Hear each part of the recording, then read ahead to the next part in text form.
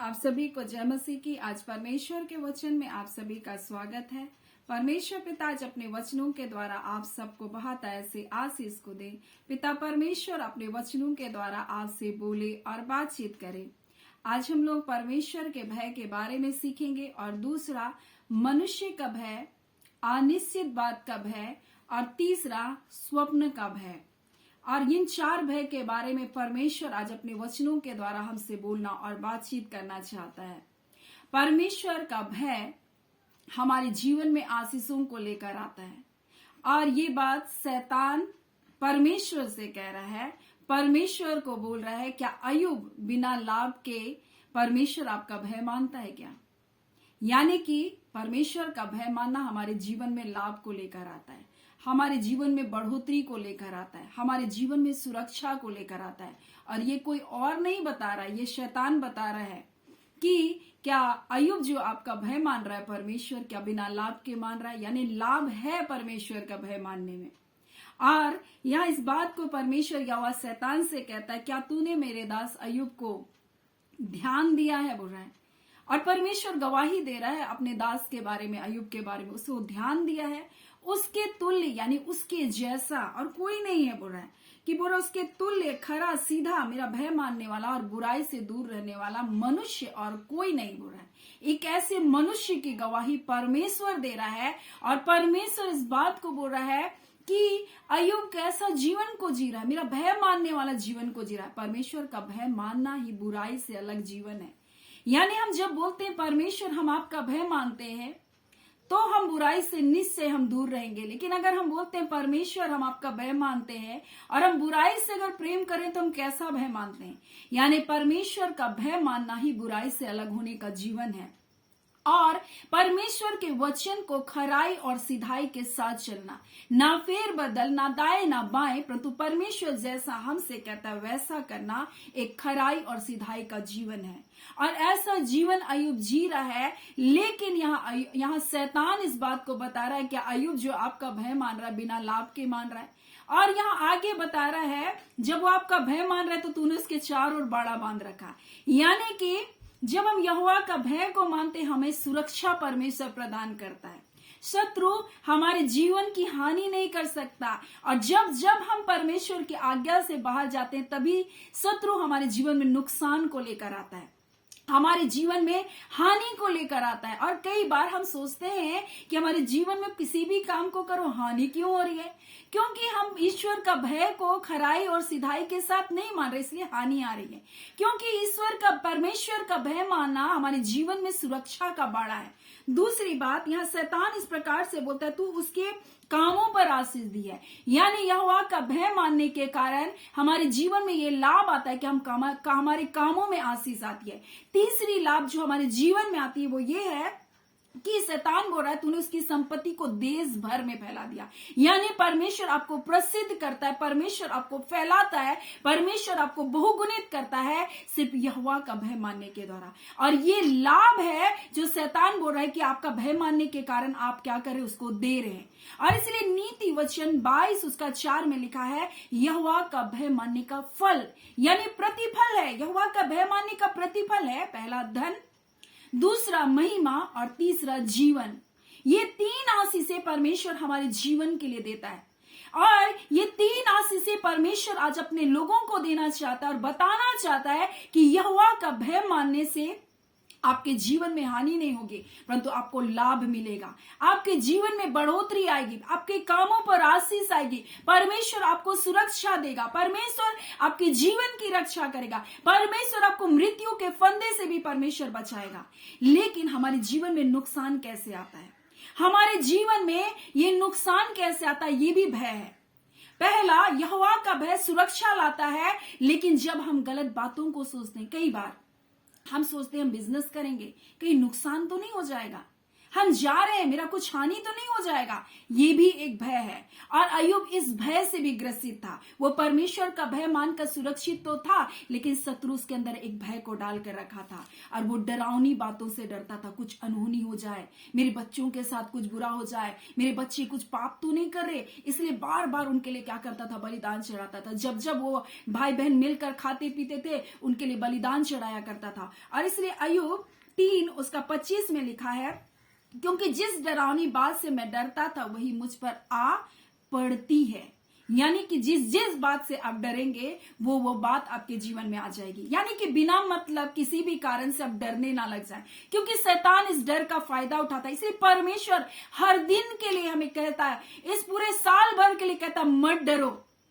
और वो बार बार हर दिन इस वचन को, हर दिन के लिए एक वचन दिया, और इतनी साल भर के लिए और एक लीप वर्ष के लिए भी परमेश्वर कहता है कि मत डरो। यानी परमेश्वर कह रहा है मत डरो, मत डरो, मत डरो। क्यों बोल रहा है? किसी भी बात से मत डरो, डरावनी बातों से मत डरो, क्योंकि जो बातों से आप भय खाएंगे वही बात आपके जीवन में आएगा। कभी सोचेंगे कि नहीं, हम वहां जाएंगे तो मेरी हानि हो जाएगी, हम उससे विवाह करेंगे तो मेरी बुराई हो जाएगी, वो मेरे नुकसान का काम हो जाएगा। आप डर रहे हैं, और ये जो डर है ना, यही आपके जीवन में क्या कर रहा है, हानि को लेकर आ रहा है। और इसलिए अय्यूब बोलता है, जिस बात से मैं भय खाता था वही मुझ पर आ जाती है।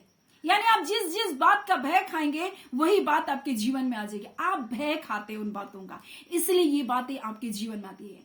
ये परमेश्वर कह रहा है कि ये आपके जीवन के नुकसान का कारण है। लेकिन परमेश्वर का वचन कहता है कि परमेश्वर का आत्मा जो हमको दिया है वो भय का आत्मा नहीं है, वो सामर्थ का आत्मा है। और यीशु मसीह हमको विजय जीवन देने के लिए बुलाया। वो विजय हमें जीवन से बढ़कर जीवन को देता, तो हमें डरने की जरूरत नहीं है।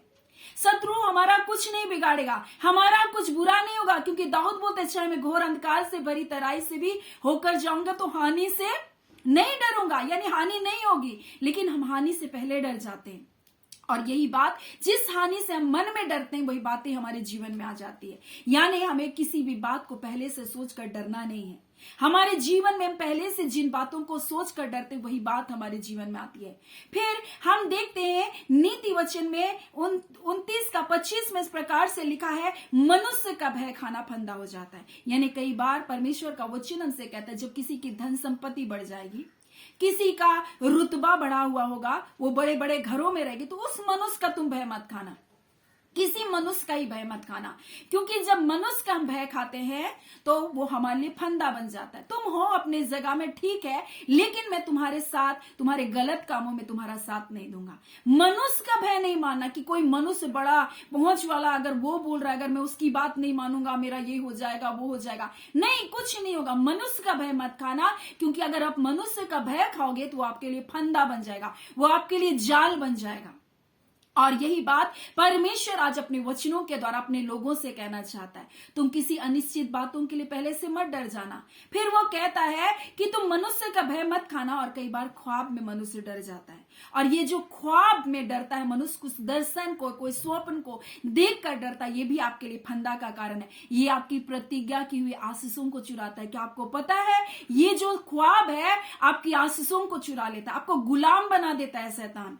और ऐसे ही अब्राहम के जीवन में जब उसकी पीढ़ी के लोग जब गुलामी में दास बने, क्यों कारण बने, आप उस बात को, उस घटना को आप उत्पत्ति में देख सकते हैं। उत्पत्ति में इस प्रकार से परमेश्वर का वचन कहता है कि वो जब उसको परमेश्वर उससे कह रहा था, मैंने तुझे ऊर नगर से तुमको क्या क्या निकाल कर ले आया, मैं तुझको इस देश का अधिकारी बना दूंगा। तब अब्राहम बोलता है, हे प्रभु, मैं कैसे जानूं कि मैं इसका अधिकारी हूंगा। तब परमेश्वर उससे कहता है, मेरे लिए 3 वर्ष का एक कलोर और 3 वर्ष का एक बकरी और 3 वर्ष का एक मेढ़ा, एक पंडुक्की, एक कबूतर लेकर एक बच्चा ले। और परमेश्वर उसको बलिदान करने की विधि बताता है। तब वो शाम तक क्या करता है, उस बलिदान के ऊपर से मांसाहारी पक्षियों को भगाता रहता है। लेकिन जब सांझ होता है तो उसको बहुत नींद आती है, और जब बहुत गहरी नींद में वो चला जाता है तो भयभीत हो जाता है, भयंकर अंधकार उसके ख्वाब में आता है और वो भयभीत हो जाता है। तब परमेश्वर उससे कहता है कि निश्चय जान ले कि तेरे वंश पराये देश में परदेसी होकर रहेंगे, और उस देश के लोग तेरे दास हो जाएंगे और उनको 400 वर्ष तक दुख देंगे। यानी कई बार ये ख्वाब हमें फंदे में फंसा लेता है। पिछले समय में एक छोटी बच्ची ख्वाब के द्वारा दुष्ट आत्माओं के बस में चली गई थी। वो एक स्वप्न को देखी और स्वप्न के द्वारा दुष्ट आत्मा उसके जीवन पर कार्य करा था। उसको बचपन से लेकर के उसको 17 वर्ष के आयु तक उसको ख्वाब के द्वारा बंधन में बांध कर रखा था और वो दुष्ट आत्मा का अटैक उसके जीवन में हो रहा था और वो ख्वाब के द्वारा उसके जीवन में घुसा था।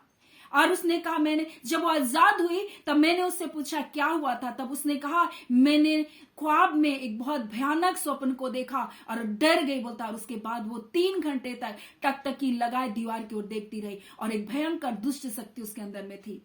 वो सब कुछ तोड़ फोड़ कर रही थी, लोग उसको पकड़ रहे थे, उनको फेंक दे रही थी, ऐसी दुष्ट शक्ति थी। परंतु परमेश्वर की दया से, परमेश्वर के अनुग्रह से, यीशु के द्वारा वो आजाद की गई वो बच्ची। और आज परमेश्वर अपने वचन के द्वारा कहना चाहता है, तुम ख्वाब देखकर भयभीत मत हो, तुम अपने से सोच करके, अनिश्चित बातों को सोच करके भयभीत ना हो, तुम मनुष्य के विचार करके, किसी बड़े मनुष्य के बारे में सोच करके हाँ उसका भय मानना, उसका भय मत मानो, वो तुम्हारे लिए फंदा बन जाएगा। परंतु तुम यहोवा का भय मानो, क्योंकि जब आप यहोवा परमेश्वर का भय मानते, ये आपके लिए लाभ को लेकर आएगा, ये आपके लिए भलाई को लेकर आएगा। क्योंकि परमेश्वर का वचन कहता है यहोवा का भय मानना धन, महिमा और जीवन है। और शत्रु बोलता है तूने उसके चारों बाड़ा बांध रखा। ये सुरक्षा है आपके लिए, ये बढ़ोतरी है आपके लिए, ये आपके कामों के लिए आशीष है। इसलिए यहोवा का भय मानिए। और परमेश्वर अय्यूब के बारे में ऐसा कह रहा है कि अय्यूब खरा और सीधा मनुष्य है, अय्यूब मेरा भय मानता है, अय्यूब बुराई से दूर रहता है। और परमेश्वर उसके बारे में ऐसी गवाही दे रहा है। और परमेश्वर आज अपने लोगों से कहना चाहता है ये भय, मेरा भय तुम्हारे जीवन में आशीष को लेकर आएगा। परंतु ये जो 3 तरह का भय है, मनुष्य का भय फंदा को लेकर आएगा, और अनिश्चित बातों का भय जिसको आप बिना कारण आप सोचते रहते ये हो जाएगा वो हो जाएगा, ये भी आपके जीवन में बुराई को लेकर आएगा, हानि को लेकर आएगा। और फिर आप ख्वाब देख करके कई बार भयभीत होते, ये भी आपको बंधनों में डाल देगा। इसलिए परमेश्वर अपने वचनों के द्वारा आपसे कहना चाहता है आप यहोवा का भय माने और बुराई से अलग रहे, और परमेश्वर आपके जीवन में अद्भुत आशीषों को देगा, आपको बढ़ोतरी की आशीष को देगा। परमेश्वर आपकी सीमाओं को बढ़ाएगा। जैसे अय्यूब को परमेश्वर ने अय्यूब को कैसी आशीष को दिया, उसकी कीर्ति, उसकी संपत्ति देश भर में फैल गई। परमेश्वर ऐसी आशीष को देगा। और परमेश्वर इसलिए कहता है तुम मेरा भय मानो। और शैतान इसलिए बोल रहा है अय्यूब क्या बिना लाभ के परमेश्वर आपका भय मानता है? शैतान इस बात को बता रहा है कि अगर हम यहोवा का भय को मानेंगे तो हमारे लिए लाभ ही होगा, हमारी हानि नहीं होगी। सो परमेश्वर पिता इन वचनों के द्वारा आप सबको बहुत ऐसे आशीष को दे। आमीन। आइए हम प्रार्थना करेंगे। धन्यवाद देते जीवते सच्चे सामर्थी खुदावन परमेश्वर पिता, राजाओं के राजा और प्रभुओं के प्रभु, अद्भुत युक्ति करने वाले पराक्रमी परमेश्वर पिता, हम आपका धन्यवाद करते आज के सुंदर दिन के लिए, सुंदर समय के लिए पिता। इन वचनों के द्वारा प्रभु तू हम सबको ब्लेस किया है प्रभु जी। इन वचनों के द्वारा परमेश्वर पिता जितने परमेश्वर अनिश्चितता के भय के बंधन में, आज हम उन बंधनों को तोड़ते हैं, क्योंकि परमेश्वर आपका आत्मा भय का आत्मा नहीं है खुदा। आज पिता वो सारे भय की आत्मा जो उनके जीवन को गढ़ बना कर रखी है, जो बिना कारण डरते रहते हैं प्रभु जी, आज उस बंधन को तोड़ते हैं। जो ख्वाबों में डरते हैं, जो दुष्ट के बंधन इनके जीवन में, जो ख्वाबों में इन्हें डराते, आज हम दुष्टता के बंधनों को तोड़ते। जो यह मनुष्य का भय मानते, जो इनको फंदे में फंसा रहा, आज हम मनुष्य के भय के फंदों को तोड़ते। खुदावन परमेश्वर ये आज से आपका भय मानने पाए, बुराई से अलग जीवन को जीने पाए, जिनसे इनका जीवन आशीषित होने पाए, जिनसे इनका जीवन बहुगुणित होने पाए। खुदावन परमेश्वर जितने लोग बीमारी में, रोग में पिता, आज यीशु के नाम से चंगे किए जाए। मस्तिष्क के सारे बंधन आज यीशु के नाम से पिता टूटने पाए। खुदा नसें काम करने पाए, एक एक अवयव काम करने पाए। हम उन नसों को यीशु नासरी के नाम से आज्ञा देते अपने कार्य को करने पाए। हाँ पिता, जिस कार्य के लिए परमेश्वर ने उनको रचा है वो सुचारू रूप से कार्य करने पाए। उन हड्डियों से हम कहते हैं यीशु के नाम से वो हड्डियां हील होने पाए। ओ खुदावन परमेश्वर हम प्रार्थना करते परमेश्वर, जितने स्किन डिजीज हैं खुदा, जितने चमड़ी के रोग हैं, यीशु के लहू का लेप को लगाते, यीशु की लहू के चमत्कार करे, इसी घड़ी बंधन टूटने पाए।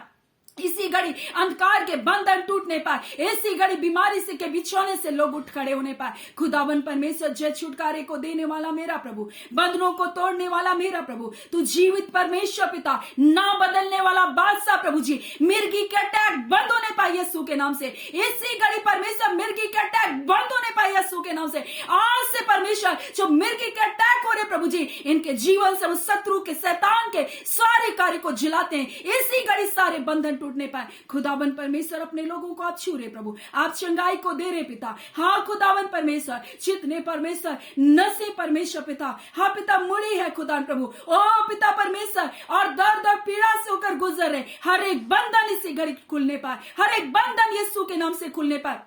प्यारे पिता, आप चंगाई को दे रहे। हाँ पिता परमेश्वर, जो पिता सूजन है प्रभु जी, हाँ पिता परमेश्वर, फेफड़े में सूजन है रबांदा खाला, यीशु के नाम से प्रभु जी वो सूजन हील होने पाए यीशु के नाम से। हाँ पिता, जो पानी भर गया प्रभु जी, यीशु के नाम से वह पानी सूखने पाए, एक एक अंदरूनी अंग हील होने पाए, एक एक अंदरूनी अंग हील होने पाए, एक एक अंदरूनी अंग हील होने पाए यीशु के नाम से। इसी घड़ी खुदावन परमेश्वर, आपकी चंगाई की सामत बहरी है। पवित्र आत्मा छू रहे, पवित्र आत्मा चंगा कर रहे, पवित्र आत्मा इसी घड़ी बंधनों को तोड़ रहे। इसी घड़ी प्रभु, इसी घड़ी प्रभु जी, हर वो बीमारी की आत्मा निकल भाग रही है प्रभु जी। ओ दुष्ट आत्माओं के कार्य इसी घड़ी नष्ट किए जा रहे, हर डर और भय की आत्मा यीशु के नाम से तेरे लोगों को छोड़ रही है पिता। हम आपका धन्यवाद देते हैं। सामर्थ्य खुदावन, आप छुटकारे को दे रहे, आप जय को दे रहे। हाँ पिता परमेश्वर, फाइनेंस के ऊपर जय को दे रहे पिता। आर्थिक तंगियां दूर हो रही है यीशु के नाम से पिता परमेश्वर। आप अपने स्वर्गीय भंडार को अपने बच्चों के लिए खोल रहे पिता। आपके बच्चे कभी किसी के सामने हाथ फैलाने वाले नहीं पिता। आपके बच्चे देने वाले हैं पिता, आपके बच्चे देने वाले हैं पिता, आपके बच्चे मांगने वाले नहीं खुदान पिता परमेश्वर। तुम उधार दोगे प्रभु, तुमको उधार लेना ना पड़ेगा तू कहने वाला परमेश्वर। आज अपने स्वर्ग के भंडारों को खोलकर इनकी जरूरत, इनकी आवश्यकताओं को पूरा करे पिता। आपका धन्यवाद करते हैं खुदावन परमेश्वर। आप जल को दाखरस में परिवर्तित किए। हाँ पवित्र आत्मा प्रभु, आपने ऐसी महिमा को दिखाया, वो महिमा आज इनके जीवन में आप दिखाने जा रहे हैं। आपका धन्यवाद करते हैं। आप पिता बढ़ोतरी को कर रहे अपने लोगों को। हाँ पिता, आप अपने लोगों को स्वस्थ जीवन को दिए, जय छुटकारे को दिए, शांति को दिए, आनंद को दिए, बहाली को दिए। आपका धन्यवाद। प्रार्थना यीशु के नाम से मांगते हैं, दया सुने, अनुग्रह से ग्रहण कर लीजिएगा। आमीन। परमेश्वर पिता आप सबको बहुत ऐसे आशीष को दे। आमीन।